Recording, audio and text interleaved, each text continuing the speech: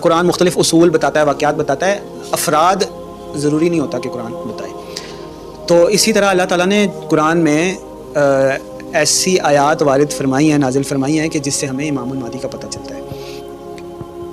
اور خالی قرآن میں نہیں، اللہ تعالیٰ قرآن میں بتا رہا ہے کہ ہم نے پچھلی کتابوں میں بھی یہ ذکر کیا تھا. وَلَقَدْ كَتَبْنَا فِي الزَّبُورِ مِن بَعْدِ الذِّكْرِ أَنَّ الْأَرْضَ يَرِثُهَا عِبَادِيَ الصَّالِحُونَ.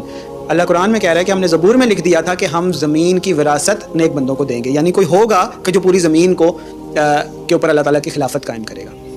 پھر اس امت کے لیے بھی اللہ تعالیٰ نے قرآن میں فرمایا وَعَدَ اللَّهُ الَّذِينَ آمَنُوا وَعَمِلُوا الصَّالِحَاتِ کہ جو لوگ ایمان لائیں گے، نیک عمل کریں گے، لَيَسْتَخْلِفَنَّهُمْ فِي الْأَرْضِ كَمَا اسْتَخْلَفَ الَّذِينَ مِن قَبْلِهِمْ ہم ضرور ان کو خلیفہ بنا دیں گے پوری زمین کا. لَيَسْتَخْلِفَنَّهُمْ فِي الْأَرْضِ پوری زمین کا ہم انہیں خلیفہ ضرور بنائیں گے. تو وہ خلیفہ کون ہوگا؟ کوئی ایک شخص ہوگا نا. آپ صلی اللہ علیہ وسلم کے بعد پھر آپ صلی اللہ علیہ وسلم نے بتا دیا کہ ایک وقت آئے گا کہ اللہ کا دین ہر کچے اور پکے گھر میں داخل ہوگا.